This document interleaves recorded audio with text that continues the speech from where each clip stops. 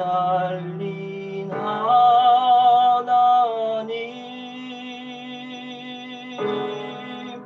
우리 기도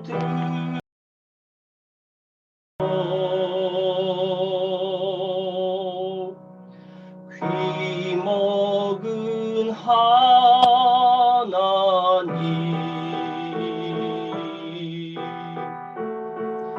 얼굴을 돌리시는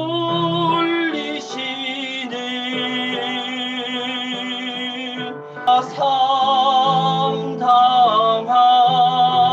하나님, 그래도 당신은 하나뿐인 늙으신 아버지,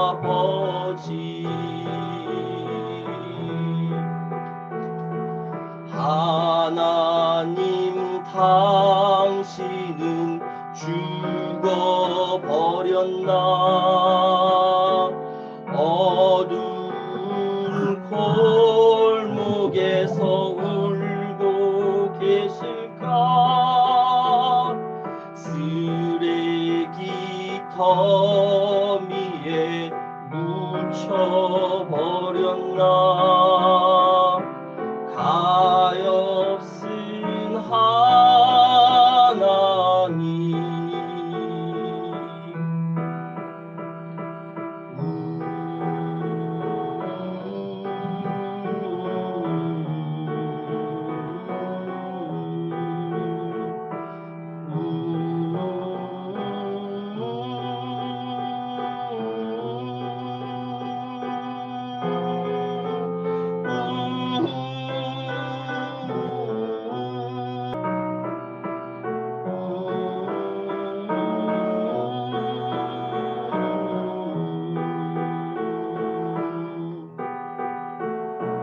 얼굴을 돌리시는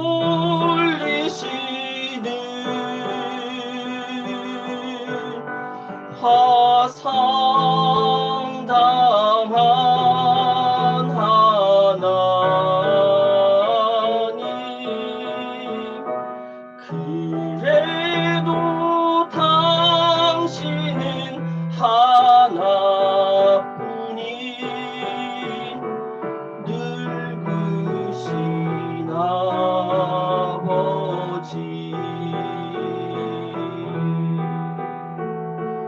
민중의 아버지.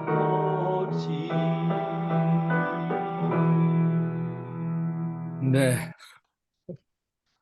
자, 여러분, 이 시간은 우리 경기 양평의 김성복 목사님께서 민중목회 30년에 관해서 말씀을 시작해 주시겠습니다. 제 앞에 민중신학자라고 그렇게 붙여주셨더라고요. 맞습니까? 오늘 제목이? 네, 그렇습니다. 예. 근데 민중신학자는 아니고요. 민중신학자는 아니고 민중교회 담임 목회를 했던, 그래서 그냥 민중목회자, 그렇게 얘기하면 좋을 것 같습니다. 민중신학회 친구들이 또 있는데, 최영문 목사를 비롯해서 여러 명들이 있는데, 그 친구들에 비하면 저는 민중신학자라고 말할 수가 없고요. 다만 1980년도 5월 달에 그러니까 그 80년 1학기죠. 그러니까 3월부터 손남동 교수님이 그 민중신학에 대해서 강의를 하셨습니다. 제가 4학년 때죠, 그게. 물론 5.18 강주 항쟁 때문에 강의가 다 마무리되진 않았지만, 그때 이제 손남동 교수님으로부터 직접 민중 이야기 신학, 그것을 가르침을 받게 됐던 것이죠. 그 80년에 김창국 교수님도 복직을 하셔서 학교에 오셔서 강의를 하시고 그랬었습니다. 그 모든 게 다 서울의 봄이라고 하는 그런 기억 속에 있고, 그 뒤로 우리는 이 군부 독재, 전두환 군부 독재에 의해서 고통을 당하고 여기까지 왔죠. 그 80년 5월에 이제 저도 학교에서 징계를 받았습니다. 무기정학을 당했어요. 학사 징계를 받았는데, 그 80년 5월에 학사 징계를 받고 1년 동안 무기정학으로 학교 바깥에 있다가 복학하고 그 다음에 졸업하고, 그리고 이제 83년 4월 17일 날 샘터교회를 개척해서 목회를 시작하게 되었습니다. 그 목회를 시작한 곳은 부평에 철거민들을 모아놓은 동네였어요. 십정동의 부흥촌이라고. 십정동 산 25번지. 그래서 그 십정동 산 25번지로 본적지를 옮기고, 이제 결혼을 하니까 호적을 분리할 수 있어서 본적지를 십정동 산 25번지로 옮기고, 그곳에서 나름대로 이제 목회를 시작했던 것입니다. 물론 거기 그 상가인데 만화가게였던 상가입니다. 8평짜리. 8평짜리. 그 8평짜리 안에서 무슨 예배를 드리고 뭘 했겠냐 생각하실런지 모르겠지만, 그래도 하여간에 예배도 드리고 거기서 국수도 같이 말아 먹고 그러면서 교회를 시작을 했습니다. 돌이켜보면 저의 그 36년간의 목회가 민중 목회 이렇게 말하는 것은 민중교회 운동을 했기 때문에 민중 목회다 그렇게 말할 수 있는 것이죠. 민중 목회라는 말이 사실은 너무 이렇게 튀어나가는 그런 것 같아서 이걸 무슨 말로 할까 고민을 많이 했습니다. 작은 교회 목회라고 얘기할 수도 있겠고, 또 어떤 경우에는 마을 목회라고 얘기할 수도 있겠고, 또 어떤 경우에는 예를 들면 촛불 목회, 촛불 교회가 있으니까 그 촛불 교회는 이 땅에 고통받는 사람들, 신음하는 사람들, 억울한 일 당한 사람들, 그들을 찾아가는 게 촛불 교회고, 거기 목회하는 게 촛불 목회니까 막 그런 용어를 사용해도 무방할 거라 생각합니다. 저는 이 민중 목회라고 하는 것을 이게 꼭 고집해야 된다 이런 생각은 없어요. 다만 그 당시에 민중신학자인 손암동과 김찬국, 그 밖에 여러 김용복을 비롯하여 안병무, 기타 등등 그 민중신학의 세례를 받은 그 세대로서 민중신학에 입각한 민중교회를 목회했다고 하는 차원에서 민중 목회자다 그렇게 말할 수 있지 않을까 생각해서 감히 민중 목회자의 그런 단어를 사용하는 것입니다. 제가 올해가 이제 40주년이라서 책을 하나 냈어요. 이게 이제 민중 목회의 길이라고 하는 건데, 그 쿠팡에 보면 이 선전이 이게 나오더라고요. 여러분들한테 만날 때마다 한국에 계신 분들한테 다 드렸는데, 할 수 있다면 좀 주소를 저에게 보내주시면, 카톡으로 보내주시면 제가 좀 보내드리도록 그렇게 하겠습니다. 민중 목회의 길 36년간을 걸어왔고, 그리고 저는 은퇴를 했습니다. 결론부터 얘기를 하면 이 땅에 고통받는 사람들, 가난한 사람들 속으로 들어가라고 하는, 그들과 함께 고통과 희망을 나누라고 하는 그런 민중신학의 가르침. 손남동 교수님이 특별히 가난한 자에 대한 그 강조를 많이 하셨어요. 부와 타협하지 않는 그러한 가난한 자들을 이제 돌볼 수 있는, 그들과 함께 고통과 희망을 나눌 수 있는 그런 목회를 해야 된다. 그래서 그 방향으로 노력을 했습니다. 노력을 했는데 또 이 민중이라는 단어가 이 노동자 계급만을 강조하는 그런 경향성을 갖더라고요. 근데 저는 이 노동자 계급만은 아니다.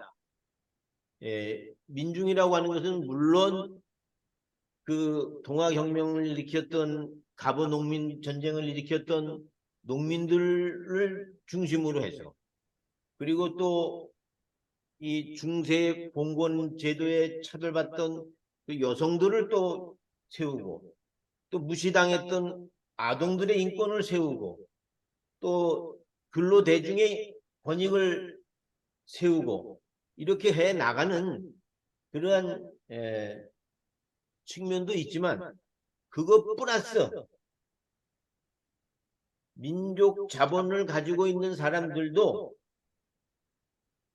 이 함께 할 수 있는 그러한 개념으로 역사의 주체로 서는, 역사의 자주적인 그런 모습을 이루는 그러한 개념으로 민중을 이야기했습니다. 그래서 저는 늘 얘기할 때 7천만 민중의 교회다, 그렇게 얘기합니다. 그래서 목회를 할 때 자본과 계급을 어떻게 할 거냐, 인텔리겐차는 또 어떻게 할 거냐, 우리 교회에 그 사람들이 나오면 어떻게 할 거냐는 그러한 문제가 이제 현실적으로 목회에 닥쳐오는 문제였습니다. 제가 목회를 하는데 인천에 어떻게 이제 소문이 났는 거 아니, 그 젊고 똑똑한 목사가 깨끗하게 목회를 하는데 아주 신선하다, 그렇게 소문이 나가지고 사람들이 많이 왔어요. 그 동네 가난한 사람들 위한 프로그램을 하고 그들하고 접촉을 해 나갔는데도 회중을 이루는 사람은 그런 인텔리겐차들, 뭐 치과 의사님을 비롯해서 그 아주 대학 뭐 이화여대를 졸업한 뭐 그런 인텔리겐차들, 이런 분들이 이렇게 찾아오시는 거예요. 심지어는 신문사 사장님도 저희 교회를 찾아오셨었어요. 그래가지고 그분들을 이제 어떻게 이분들하고 같이 이 민중교회를 이끌어갈 거냐 하는 고민에 빠졌을 때 그 답은 역사의 주인으로만 설 수 있다면 누군들 차별을 둘 수가 있고 누군들 배제할 수가 있겠느냐. 그래서 역사의 주인으로 나서는 그 사람들이 민중이고, 그 민중과 함께하는 교회로서 민중교회를 생각했던 것이죠. 그러면서도 가난한 사람들에 대한 배려, 이거 절대로 포기할 수가 없었습니다. 아까 민중의 아버지 노래 불렀잖아요. 이거를 우리 교회 청년들이 예배 시간에 특송을 했어요. 헛잘린 하나님, 화상당한 하나님, 얼굴을 돌리시는 하나님.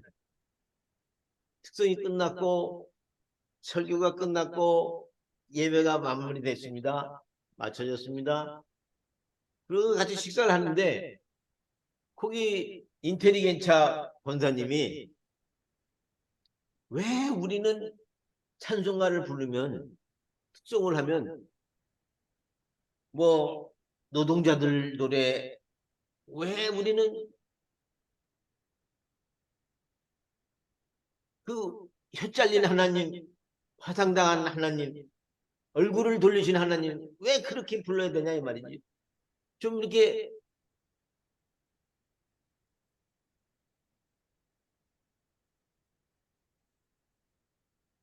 또 나무 덩굴처럼 퍼져가는 그런 축복의 노래 같은 거 왜 우리는 부르면 안 되냐.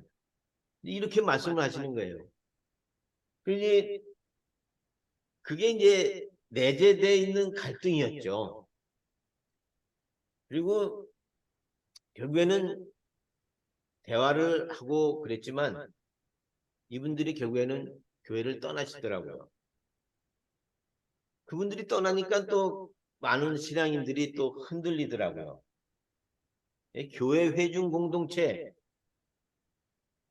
어떻게 해야 건강한 공동체인가?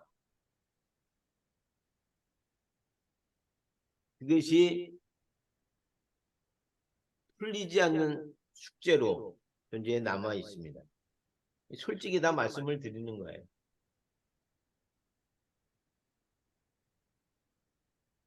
그 다음에 이제 신앙의 패턴에 있어서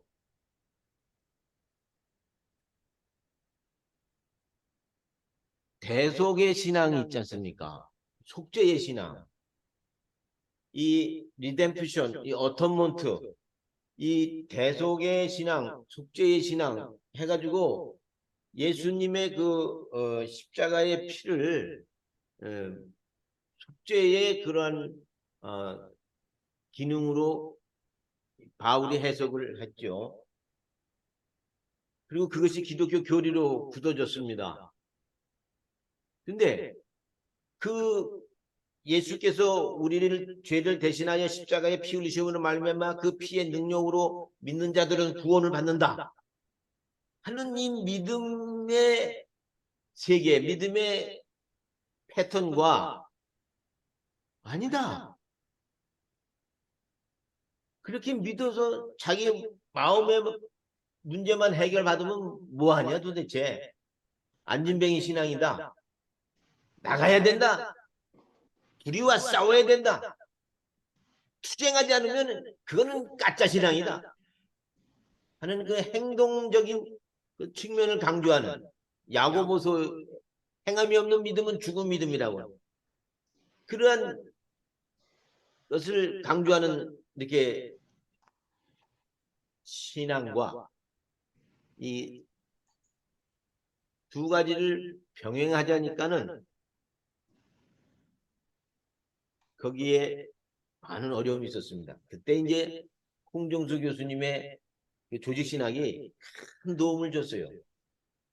그래서 교인들을 일정 부분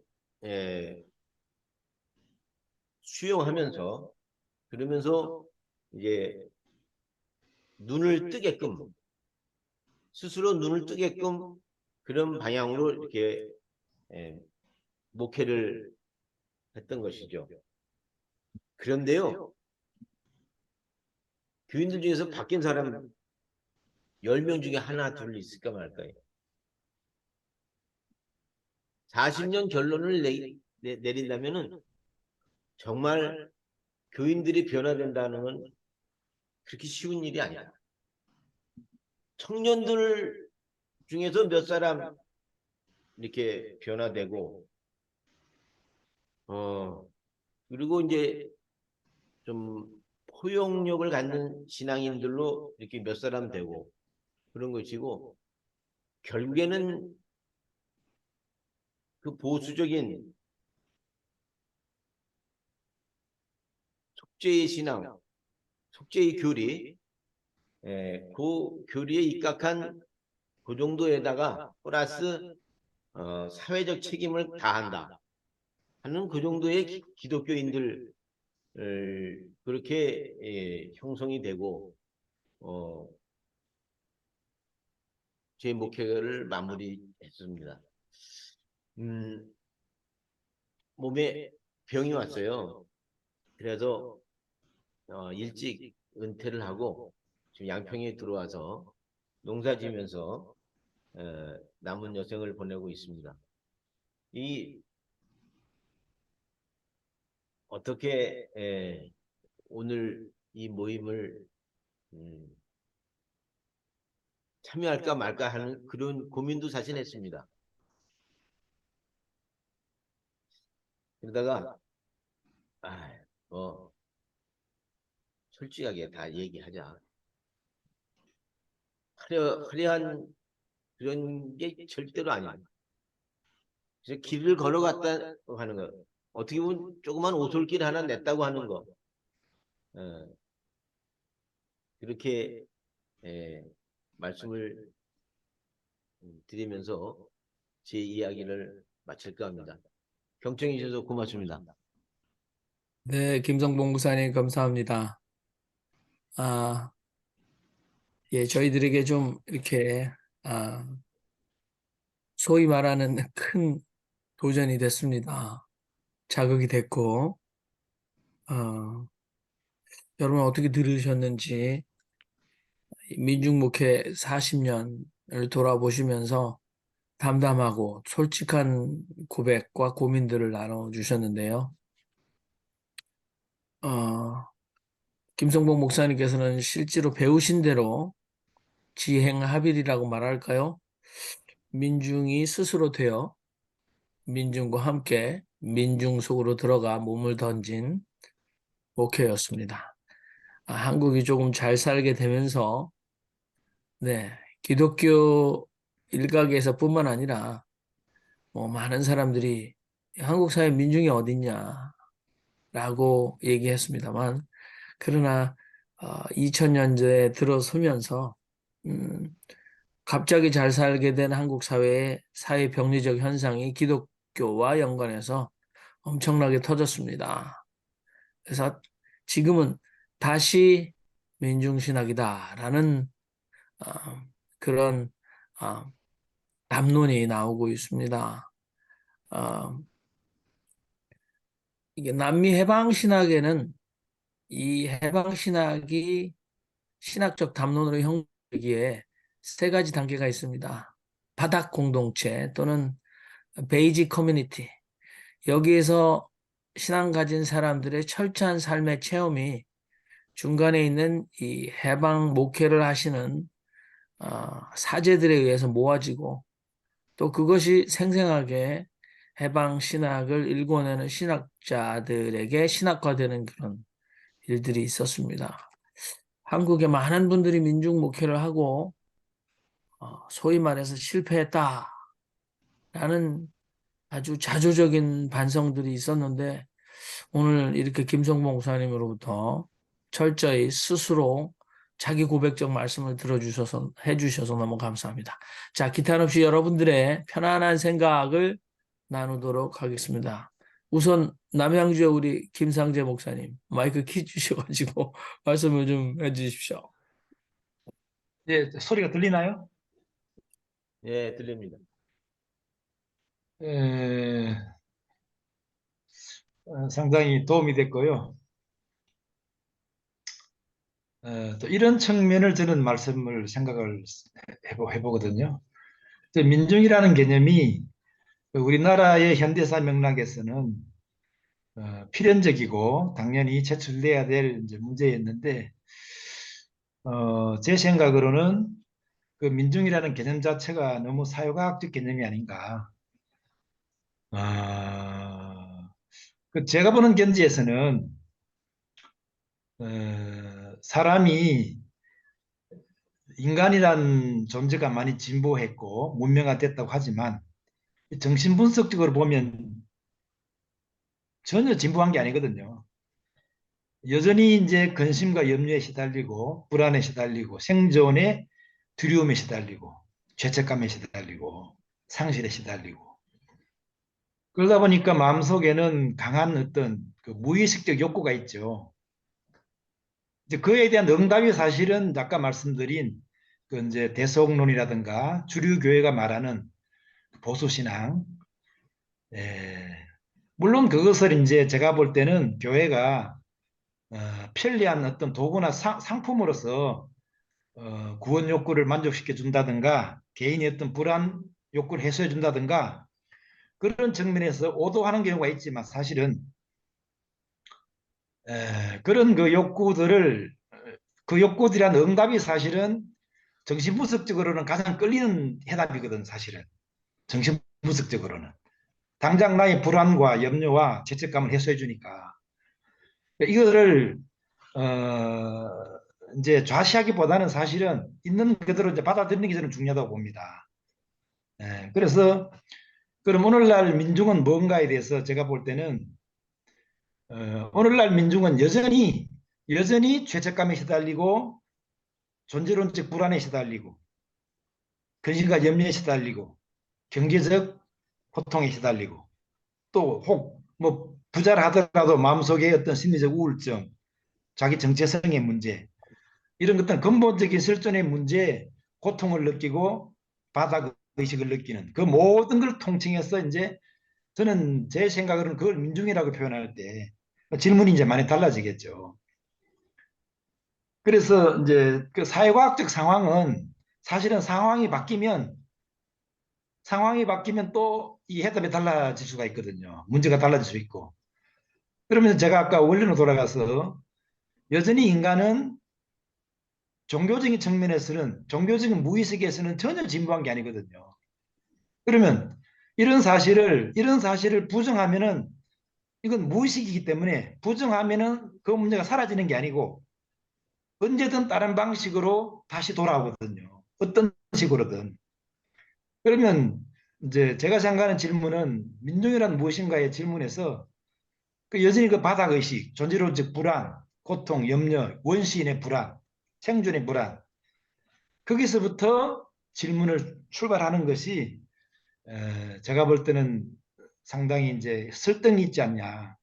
그다음에 이제 아까 말씀드린 것처럼 그런 질문에 대한 응답이 우리나라 주류 보수처럼 그걸 개인 내면화시키고 개인 욕구 해소 차원으로만 이렇게 오도하니까 그게 문제지 사실은 그 해답의 문제를 정치적인 문제, 사회과학적 차원 포함해서 건강한 자기 성장, 인간됨의 어떤 비전 이런 것들에 대한 정치적 욕구로 건강하게 공공성으로 표출되면 그 힘은 여전히 유효하다. 저는 그렇게 생각하게 되고요. 그래서 그 민중이란 무엇인가에 대해서 이런 개념에 대한 이해, 사고의 출입구를 끊임없이 의심하고 끊임없이 이제 탐구하는 노력이 필요하다 저는 봅니다. 이 정도로 마치겠습니다. 네, 감사합니다. 어, 저는 그 김성봉 목사님의 고민 중에 하나가, 물론 이제 민중이라는 개념을 확장시켰어요. 그죠? 그래서 7천만 민중의 교회 이렇게 말씀하셨는데, 제가 기억에 남는 거는 글쎄요, 기독교라고 할까요? 또는 기독교 신앙이라고 할까요? 아, 교회사적으로 그 교회가 Religion of the Oppressed, 눌린 자를 위한 교회일 때 진정한 교회였다. 그러니까 태생적으로 기독교 신앙은 눌린 자들을 위한 공동체여야 한다. 그런데 우리가 땅을 딛고 사는 이 사회 현실에서는 그러면 눌린 자들이 아닌 사람들은 또는 누르는 자들은 소외돼야 할 것인가? 상호적인 삶의 통전과 변형은 일어나지 않는 걸까? 그래서 저는 이런 생각이 들더군요. 말씀하시는 가운데 흑인 교회 얘네들이 그 커뮤니타스라는 말을 쓰고 있거든요. 그래서 이 사람들이 쓰고 있는 이제 그 비유 가운데 이사야서 그래서 그 산등성이마다 낮아지고 골짜기마다 메꿔지는 그래서 우리 그리스도 신앙 안에서 이게 기독교 신앙 안에서 사회적으로 산등성이 같은 높은 신분을 가진 사람이 자발적으로 스스로 낮아지고 그다음에 사회적으로 가진 것이 없고 자랑할 것이 없고 학식이 없는 사람들은 그것이 신앙 안에서 메꿔지는 그런 일들이 일차적으로 흑인 교회에 일어난다. 예. 북미 흑인의 흑인 신학에서는 굉장히 강조하는데 우리는 이 문제를 계속 고민을 해야 할 것 같습니다. 우리 지성수 목사님 말씀해 주시죠. 네, 마이크가 켜졌네. 예. 제가 뭐 다른 회의에 갔다 오느라고 좀 헐레벌떡 와서 밥 먹고 그러라고 정신이 없었습니다. 그 김성훈 목사님의 그 고민이 저의 고민이기도 했어요.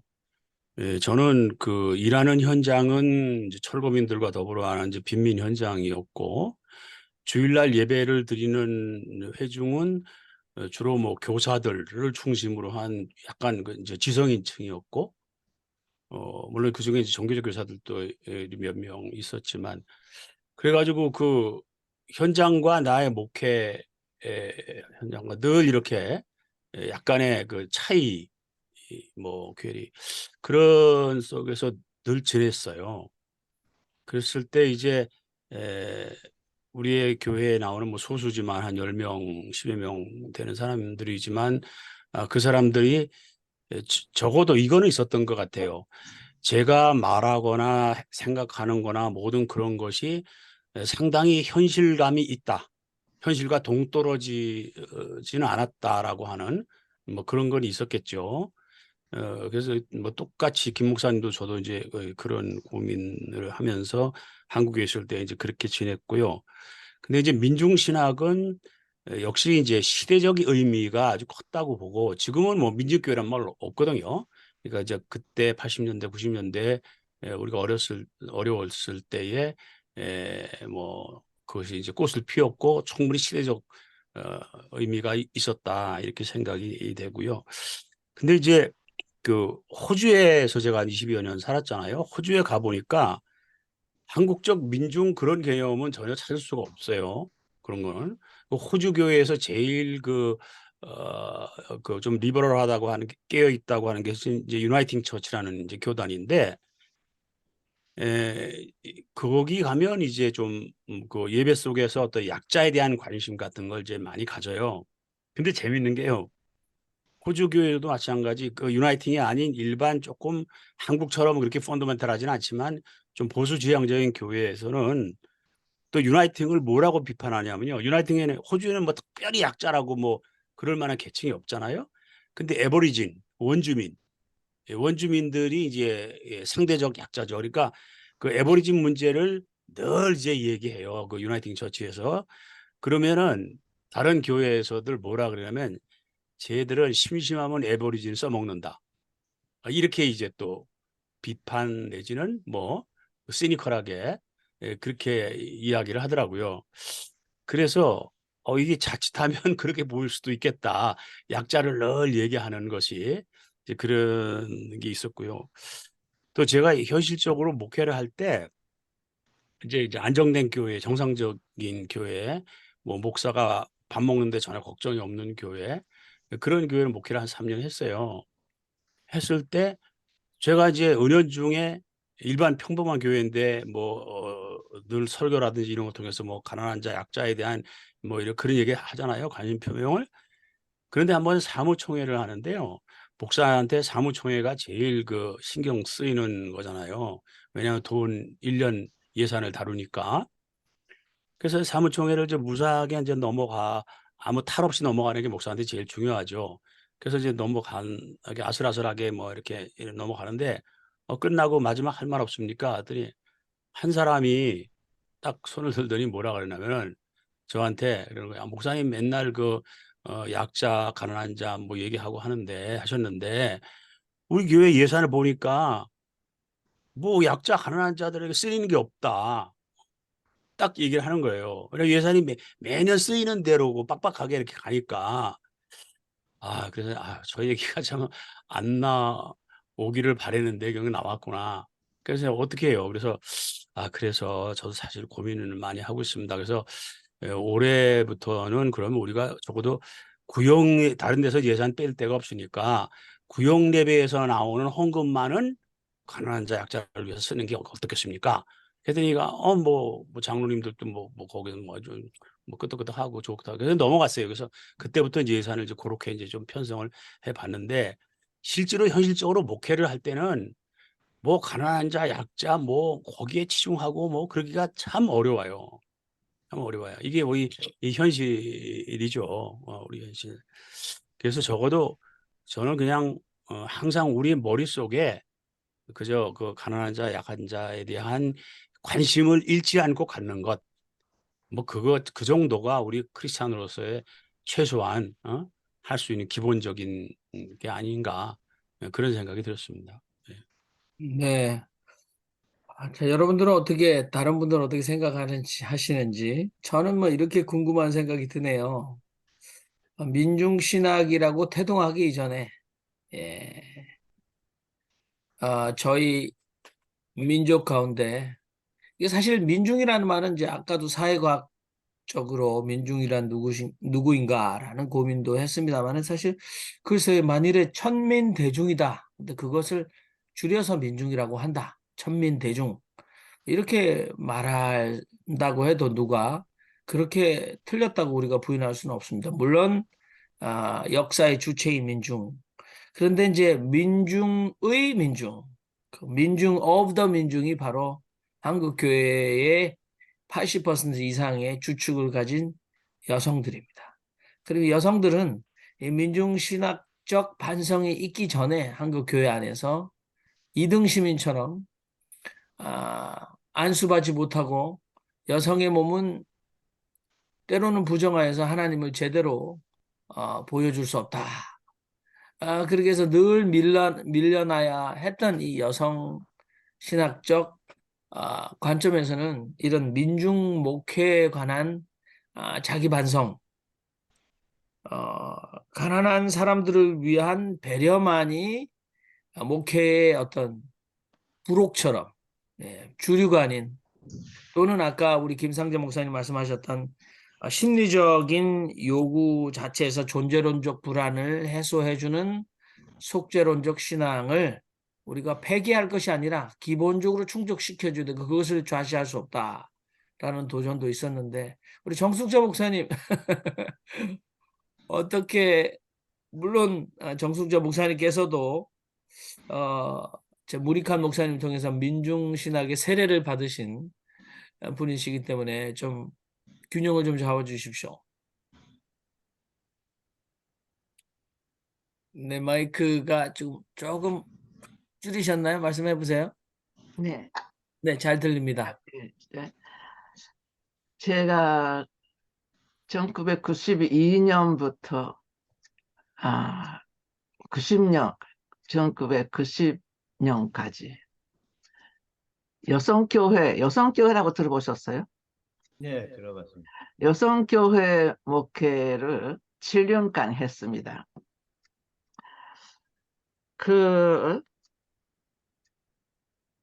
모두 말씀하시는 것처럼 손한든 박사님이 서대문에 기장에 선교 교육원이 있었던 그때 많은 대학생들이 인권 문제로 잡혀가고 그 다음에 대학에서 적교도 하고 그래서 그분들이 가르칠 데가 없을 때 이 서남동 목사님이 그 학생들을 거기다가 모아가지고 신학을 가르치셨어요. 근데 그 시기에 사실은 민중이라는 그 서남동 박사의 민중신학이라는 것 때문에 민중교회가 존재가 확실하게 됐고요. 그 다음에 제가 그렇게 생각한다면은 서남동 박사님의 그러한 영향 속에서 아직까지 한국의 정확한 여성신학이라는 것 자체가 정립되기 이전에 몇 사람이 외국에서 했던 여성신학을 가지고 와서 거기에서 특히 성소 속의 성차별 문제에 너무나 많은 고민을 한 여성들이 성소 연구를 새롭게 함으로써 여성 신학이라는 것 자체가 만들어져 가는 그러한 과도기에 제가 했던 것이 여성교회고요. 그리고 그것이 스람동 박사님의 영향이 많이 있었다는 거 하고요. 그 다음에 제 자신이 제일 돋보라는 그 존재 때문에 말을 지금도 목사님들 다 보시면 알잖아요. 제 말이 눈통하게 못 가기 때문에 오는 어디에 가서 가르친다든가 이런 것은 못하는 사람입니다. 그런데도 불구하고 그래서 제가 일본에 가서 조금 거의 2년 반으로 있어서 여성신학을 그냥 가르치고 왔어요. 너무나 자유스러운 언어로 쓸 수 있었다는 것에 제가 행복을 느꼈습니다. 그런데 그것을 제가 한국에 와서 확실히 못했다는 제 자신에 그거는 있어요. 죄책감이 있어요.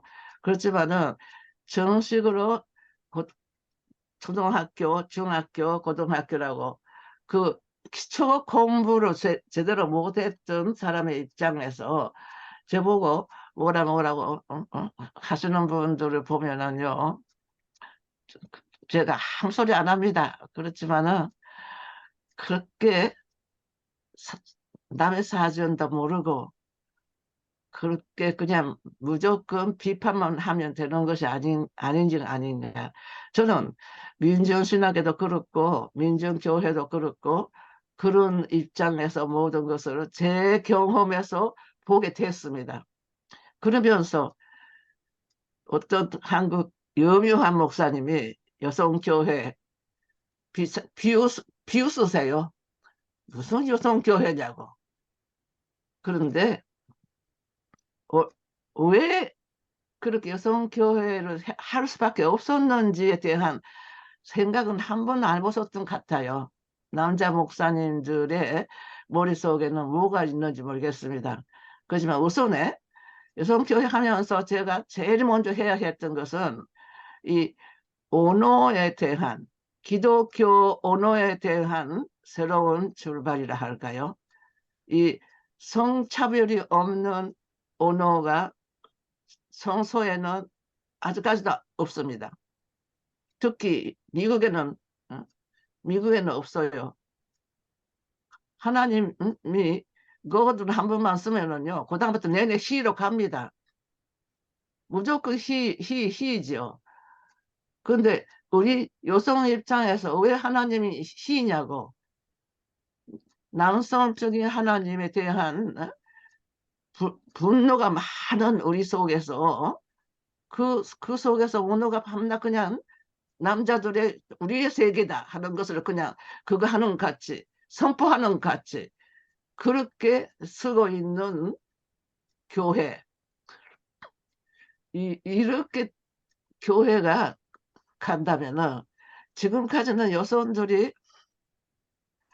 무조건 거기에만 가면은 우리들의 존재를 조금이라도 자각할 수가 있다고 해서 봉사 많이 해왔습니다. 근데 지금은요, 여성들이 안 하려고 하지요. 무시당하면서까지 해야 할 일이 무엇이겠어요? 이런 그 교회를 하시는 목사님들의 방송이 굉장히 중요하다고 생각하고요. 저는 민중교회, 제가 아는 민중교회는요, 그 여성, 감리교회 여성 목사님 잘 아시잖아요. 조화순 목사님. 조화순 목사님이 하셨던 교회가 진정한 민중교회였다고 저는 그렇게 생각합니다. 그런데도 불구하고 그 양반은요, 그것을 내세우지 않았어요. 그리고 그분은 오히려 일반 교회식으로 끝까지 이어가셨어요. 그런데 그분이 함께 했던 노동자들과 함께 했을 때는요, 그분이 얼마나 겸손한지 노동자들 앞에 자기가 신학으로 공부했다는 것이 부끄러워서 노동자들 앞에 자기가 설 곳이 없다 그러시는 목사님이신데 오직이 하겠어요. 그런데 이런 그 여성들이 가지고 있는 심정 이런 것들이 모든 약자 속에서 다 똑같지 않겠는가. 그것을 모두가 다 알게 되면요. 대한민국 교회는요. 진짜 부흥하고 또 부흥하지 않겠는가 하는 생각이 듭니다. 제가 그 손절하게 하겠습니다.